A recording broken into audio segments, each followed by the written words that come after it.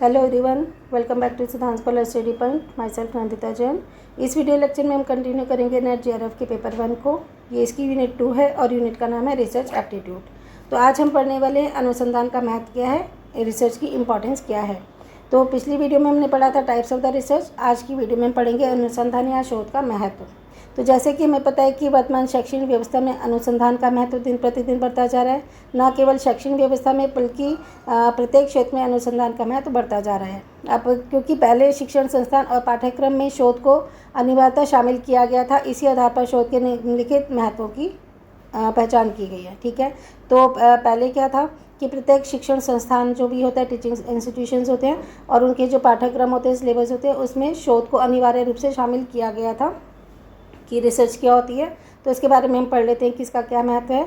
सबसे पहले तो है कि अनुसंधान ज्ञान को विस्तारित और परिमार्जित करने में सहायक होता है। ज्ञान को बढ़ाता भी है और उसे कन्फाइंड भी करता है, परिमार्जित भी करता है। तो ये इसका महत्व है। फिर है इसका महत्व कि समाज में नए ज्ञान और विचारों का प्रचार प्रसार करता है। अनुसंधान किसी भी उद्देश्य की प्राप्ति में सहायक होता है। अनुसंधान व्यक्ति के बौद्धिक चिंतन यानी कि इंटेलेक्चुअल थिंकिंग के विकास को गति प्रदान करता है। तो इंटेलेक्चुअल थिंकिंग की जो डेवलपमेंट होती है उसको ये स्पीड प्रोवाइड करवाता है। साथ ही अगला है, यह किसी भी प्रकार के पूर्वाग्रह होता है, बायस, पार्शियलिटी, उसको समाप्त करने में सहायक होता है। क्योंकि जब हम इसके आगे आगे पढ़ेंगे कि रिसर्च क्या होता है, कैसे ये पूर्वाग्रह को ख़त्म करता है, तो अभी हम आगे पढ़ने वाले हैं इसके बारे में। फिर है अनुसंधान किसी उद्देश्य की प्राप्ति हेतु वैज्ञानिक तरीकों का प्रतिपादन करता है। तो जो शोध है, किसी भी हमें जो अपने गोल को प्राप्त करना है, लक्ष्य को प्राप्त करना है, उसके लिए साइंटिफिक तरीकों का प्रतिपादन करता है। साइंटिफिक मेथड होते हैं उसको बनाता है और इसका महत्व किसी भी समस्या का समाधान प्रस्तुत करने में प्रयुक्त होता है। तो समस्या का समाधान क्या होता है, हम अब आगे पढ़ेंगे हाइपोथेसिस के बारे में, तब हम देखेंगे। तो ये हमने इसके महत्व पढ़े, एक बार फिर से देख लेते हैं कौन कौन से महत्व है। सबसे पहले तो ये ज्ञान को विस्तारित और परिमार्जित करता है। उसके बाद हो गया कि नए ज्ञान और विचारों का प्रसार करता है, उद्देश्यों की प्राप्ति में सहायक होता है और व्यक्ति के बौद्धिक चिंतन के विकास को गति प्रदान करता है, पूर्वाग्रह को समाप्त करने में सहायक होता है, उद्देश्य की प्राप्ति हेतु वैज्ञानिक तरीकों का प्रतिपादन करता है और साथ ही समस्या का समाधान भी प्रस्तुत करता है। तो इसका महत्व था। अभी टॉपिक बहुत छोटा था, इसलिए हम इसके साथ एक और टॉपिक ले लेते हैं। वो टॉपिक है प्रत्यक्षवाद एवं उत्तर प्रत्यक्षवाद शोध के उपागम, means research approach of positivism and post positivism. Okay, तो अब इसे पढ़ लेते हैं क्या होता है। समाजशास्त्र के शोधकर्ताओं के मध्य दो प्रमुख उपागम प्रत्यक्षवाद और उत्तर प्रत्यक्षवाद प्रस्तुत है। ठीक है, तो जो भी शोधकर्ता हैं, रिसर्चर्स हैं, तो वो रिसर्च करते हैं मेन दो चीज़ों पर, दो अप्रोचेस पर। एक तो है प्रत्यक्षवाद और उत्तर प्रत्यक्षवाद। तो प्रत्यक्षवाद के बारे में पढ़ते हैं। प्रत्यक्षवाद की वैज्ञानिक व्याख्या सर्वप्रथम फ्रांसीसी विचारक ऑगस्ट कॉम्टे ने की थी। यहाँ से क्वेश्चन आ जाता है कि प्रत्यक्षवाद की व्याख्या किसने की थी, तो थे फ्रांसीसी विचारक ऑगस्ट कॉम्टे। इसलिए कॉम्टे को प्रत्यक्षवाद का जनक कहा जाता है। तो अगर पूछा जाए कि प्रत्यक्षवाद का जनक कौन है, वो है ऑगस्ट कॉम्टे। कॉम्टे ने प्रत्यक्षवाद की व्याख्या अपनी रचनाओं, कौन कौन सी रचनाएं थी उनकी, कोर्स ऑफ पॉजिटिव फिलोसफी जो 1842 में थी, और the system of positive polity जो उन्होंने 1851 में इसकी रचनाएं लिखी थी, तो उसमें की है। वस्तुतः प्रत्यक्षवाद कॉम्टे की अध्ययन पद्धति है जो विज्ञान पर आधारित है। ठीक है, कॉम्टे के अनुसार संपूर्ण ब्रह्मांड जो ब्रह्मांड है, ठीक है, पूरी जो गैलेक्सी है, वो अपरिवर्तनीय प्राकृतिक नियमों द्वारा व्यवस्थित और निर्देशित होती है। तो जैसे हमें पता है कि ब्रह्मांड में सब कुछ अपरिवर्तनीय है, प्राकृतिक नियम है। सुबह सूरज निकलता है, शाम को छिप जाता है, शाम को चांद आता है, तारे निकलते हैं, तो ये सब अपरिवर्तनीय है और प्राकृतिक नियम है, ये उस हिसाब से ही व्यवस्थित है। ये कहना था कॉम्टे का। अतः इसे केवल विज्ञान की विधियों द्वारा समझा जा सकता है, ना कि धार्मिक या तात्विक तत्वों पर। ठीक है, तो हम क्योंकि साइंटिफिक तरीके से है तो इसे विज्ञान की विधियों द्वारा समझा जा सकता है। इसमें धर्म या तात्विक आधारों पर इसे नहीं समझा जा सकता। इस प्रकार निरीक्षण, प्रशिक्षण, प्रयोग और वर्गीकरण पर आधारित वैज्ञानिक विधियों द्वारा सब कुछ समझना और उनसे ज्ञान प्राप्त करना ही प्रत्यक्षवाद है। ठीक है, तो ये किस पे डिपेंड है, पूरा का पूरा अपरिवर्तनीय प्राकृतिक नियमों पर, साइंटिफिक तरीकों पर। तो अब हम पढ़ लेते हैं कि कॉम्टे के अनुसार प्रत्यक्षवादी दृष्टिकोण के चरण क्या थे, क्या क्या स्टेप्स है। अगर हमें प्रत्यक्षवादी दृष्टिकोण अपनाना है तो हमारे रिसर्च के क्या क्या स्टेप्स होंगे। सबसे पहले तो अध्ययन विषय को चुनेंगे डेफिनेटली कि हमें किस विषय पर रिसर्च करना है, उसको चुनेंगे।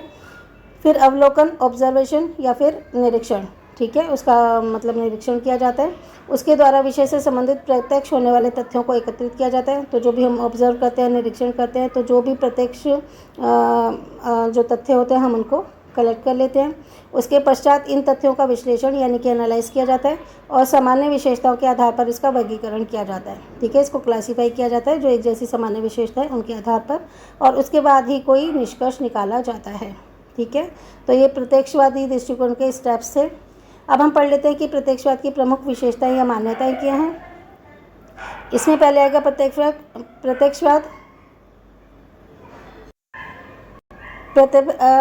इसमें है प्रत्यक्षवाद का लक्ष्य केवल उन घटनाओं का वर्णन करना है जिसे हम प्रत्यक्ष रूप से देख सकते हैं या अनुभव कर सकते हैं या निरीक्षण कर सकते हैं। तो जो हम इसे डायरेक्टली देख सकते हैं, जैसे हमने ऊपर कहा था कि जैसे सूरज निकलता है, ठीक है, ये प्राकृतिक नियम है, हम उसे देख सकते हैं या किसी चीज़ का अनुभव कर सकते हैं या निरीक्षण कर सकते हैं। सिर्फ उन्हीं घटनाओं का ये वर्णन करता है प्रत्यक्षवाद। इसके अंतर्गत किसी भी स्तर का काल्पनिक चिंतन का कोई सहारा नहीं लिया जा सकता, ये कल्पना पर आधारित नहीं होता। फिर है प्रत्यक्षवाद एक वैज्ञानिक दृष्टिकोण है जिसका लक्ष्य सत्य को उजागर करना है। इसमें मात्रात्मक विधि पर बल दिया जाता है, क्वांटिटिव मेथड पर इस पर बल दिया जाता है। मात्रात्मक मतलब क्वांटिटिव और गुणात्मक मतलब क्वालिटिव। प्राकृतिक घटनाओं की तरह सामाजिक घटनाएं भी कुछ नियमों के आधार पर घटित होती हैं, अतः इन नियमों को वैज्ञानिक पद्धति द्वारा खोजा जाता है। तो जो प्राकृतिक घटनाएं हैं उनके साथ साथ कुछ सामाजिक घटनाएं भी होती हैं जो कुछ नियमों पर आधारित होती हैं। तो इन नियमों को वैज्ञानिक पद्धति द्वारा खोजा जाता है, उसकी खोज की जाती है, क्योंकि रिसर्च का मतलब ही है किसी चीज़ को बार बार खोजना। प्रत्यक्षवाद वैज्ञानिक दृष्टिकोण के साथ साथ वैज्ञानिक कार्य प्रणाली में भी संबंधित होता है। इसका क्या प्रोसेस होता है, कार्य प्रणाली इसकी कैसी होती है, उससे भी संबंधित होता है। उसके बाद है प्रत्यक्षवाद अपने को धार्मिक या दार्शनिक विचारों से दूर रखता है। ठीक है, जो प्रत्यक्ष है उसी पर ये डिपेंड होता है, ना धार्मिक पे, ना दार्शनिक पे और ना ही काल्पनिक, इन सब विचारों से अपने आप को दूर रखता है। प्रत्यक्षवाद एक उपयोगितावादी विज्ञान है और उस रूप में विश्वास करता है कि प्रत्यक्षवाद के माध्यम से ज्ञान को सामाजिक पुनर्निर्माण के साधन के रूप में प्रयुक्त किया जा सकता है। तो प्रत्यक्षवाद के माध्यम से जो भी हमें प्राप्त ज्ञान हुआ है उसे सामाजिक पुनर्निर्माण किया जाएगा, रिकन्स्ट्रक्ट किया जाएगा और उसके साधन के रूप में प्रयुक्त किया जा सकता है प्रत्यक्षवाद को। ठीक है, तो आई होप कि आपको इतना समझ में आ गया होगा। अब हम पढ़ते हैं उत्तर प्रत्यक्षवाद। ये क्या होता है? उत्तर प्रत्यक्षवाद, जिसे पोस्ट पॉजिटिविज्म कहा जाता है, यह तर्क देता है कि तार्किक तर्क के साथ अनुभाविक टिप्पणियों को जोड़कर एक घटना के बारे में उचित अनुमान लगाया जा सके। तो जो तर्क है उसके साथ वो अनुभव को जोड़ते हैं। तो अनुभव तो सबके अलग अलग हो सकते हैं, तो ये कहते हैं कि अनुभव टिप्पणियों को भी जोड़ दिया जाता है एक घटना के बारे में उचित अनुमान यानी कि एस्टिमेट लगाया जा सके। तो ये कहना है उत्तर प्रत्यक्षवाद में। तो उत्तर प्रत्यक्षवाद मानता है कि वैज्ञानिकों के सोचने और काम करने के तरीके और दैनिक जीवन में हमारे सोचने के तरीके अलग अलग नहीं हैं। तो जैसा हम सोचते हैं वैसा ही वैज्ञानिक सोचते हैं इनके अनुसार, और वैज्ञानिक तर्क और सामान्य तर्क अनिवार्य रूप से एक ही प्रक्रिया है। तो जो वैज्ञानिक, जो साइंटिस्ट होते हैं वो जो अपना लॉजिक लगाते हैं, या फिर जो हम सामान्य ज्ञान वाले लोग हैं जो अपना लॉजिक लगाते हैं, ये दोनों एक ही प्रक्रिया है, इनमें कोई खास अंतर नहीं है। अंतर है तो केवल अंश का ही अंतर है, यानी कि वो साइंटिफिक वे में सोच रहे हैं और हम सामान्य तौर पे सोच रहे हैं, तो थोड़ा सा ही अंतर है, कोई खास अंतर नहीं है। इसके बाद बताया गया है कि उत्तर प्रत्यक्षवाद के अनुसार सभी अवलोकन अस्थिर है, यानी कि सब, कोई भी स्थिर नहीं है, फिक्स नहीं है, सब अलग अलग हैं, डायनेमिक है और इसमें त्रुटि है, और यह सिद्धांत पुनः प्रयोज्य है। ठीक है, तो इसमें उत्तर प्रत्यक्षवाद में क्या बताया है कि सभी अवलोकन, जो भी हम ऑब्जर्वेशन करते हैं, ये सब अस्थिर है और इसमें त्रुटियां हैं, कुछ एरर्स हैं, और ये सिद्धांत पुनः प्रयोज्य यानी कि यूजेबल है, दोबारा इसको यूज़ किया जा सकता है। उत्तर प्रत्यक्षवाद का मानना है कि विज्ञान का लक्ष्य वास्तविकता के बारे में सही तरीके से लक्ष्य प्राप्त करना है। तो उत्तर प्रत्यक्षवाद क्या कहता है?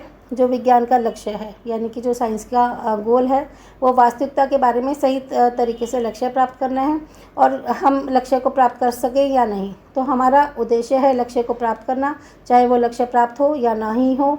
तो इस तरह से उन्होंने बताया है उत्तर प्रत्यक्षवाद में। तो उत्तर प्रत्यक्षवाद महत्वपूर्ण 3 विकासों पर बल देता है। कौन कौन से? एक तो मात्रात्मक और गुणात्मक रणनीति का प्रयोग।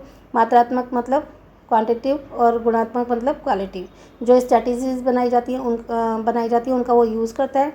दूसरा है प्रश्न शोध पर आधारित रणनीति की इच्छा, कि प्रश्न शोध जो हम आगे पढ़ेंगे कि किस तरह से ये हमारा विषय होता है रिसर्च का, उसकी जो रणनीति होती है, उसकी जो स्ट्रैटेजी होती है, उसकी इच्छा। और तीसरी बात है इसके पैटर्न का तरीका मात्रात्मक बनाम गुणात्मक होता है। तो ये क्वेश्चन यहाँ से आ जाता है कि जो उत्तर प्रत्यक्षवाद है उसका क्या पैटर्न है, तो उसका पैटर्न है मात्रात्मक बनाम गुणात्मक। ठीक है, तो इस वीडियो में हमने यही पढ़ा। अगले वीडियो में हम पढ़ेंगे शोध के चरण या सोपान, यानी कि स्टेप्स ऑफ रिसर्च। ये बहुत इंपॉर्टेंट है, इसे हम अगली वीडियो में देखेंगे। आई होप कि आपको इतना समझ में आ गया होगा। आज हमने रिसर्च का महत्व पढ़ा है, शोध का महत्व पढ़ा है, और प्रत्यक्षवाद और उत्तर प्रत्यक्षवाद के बारे में पढ़ा है। अब हम इससे आगे पढ़ेंगे नेक्स्ट वीडियो में। Thanks for watching.